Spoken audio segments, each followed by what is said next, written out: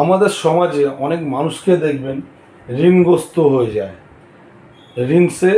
একটা ঋণ করার পর আর একটা লোন নেয়, ওই লোনটাকে শোধ করার জন্য আর একটা লোন নেয়। জীবনে তার ঋণ থেকে বেরিয়ে আসতে পারে না, যতদিন বেঁচে থাকে ঋণগ্রস্ত হয়ে থাকে, জীবনে উন্নতি করতে পারে না। একবার ঋণের জালে ফেসে গেলে কেন হয়? জন্মছকে 12টা ঘর আছে, 12টা লগ্ন আছে, প্রত্যেক দিনের মতন বলি 12টা ঘর 12টা লগ্ন। তাহলে আমি এখানে একটা লগ্ন ধরলাম, লগ্ন হচ্ছে ফার্স্ট হাউস। তাহলে কার কি লগ্ন আছে সেটা হচ্ছে তার ফার্স্ট হাউস।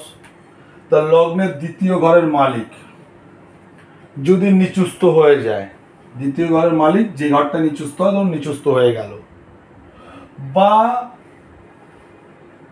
ধরুন 6, 8, 12 যে কোনো লগ্নের একটি ঘরে, ধরুন 1, 2, 3, 4, 5, 6, ধরুন এই নম্বরে যদি দ্বিতীয় নম্বর হাউসের মালিক যদি এই ঘরটায় বসে রবির সাথে বসে যদি 15 ডিগ্রির মধ্যে যদি এই দ্বিতীয় হাউসের মালিক যদি রবির 15 ডিগ্রির মধ্যে যদি থাকে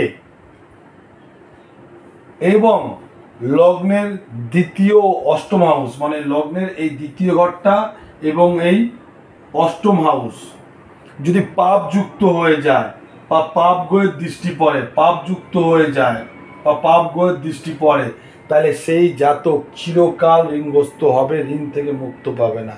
তাই লগ্নের দ্বিতীয় ঘরের মালিক নিচুস্থ যদি হয়ে যায় বা অস্তাগত যদি হয়ে যায়, রবির 15 ডিগ্রির মধ্যে যদি ষষ্ঠ, অষ্টম, দ্বাদশে যদি থাকে বা অষ্টমপতি এবং দ্বিতীয়পতি পাপ দৃষ্টি বা পাপপূর্ণ হয়ে যায়, তাই সে চিরকালই ঋণগ্রস্ত হয়ে থাকবে। তা সময় থাকতে জায়গাটাকে সাপোর্ট দিন। আপনারা পড়ে যাবেন না, হোঁচট খাবেন, কিন্তু সাপোর্ট দিন, নিশ্চয়ই আপনারা উঠে দাঁড়াতে পারবেন।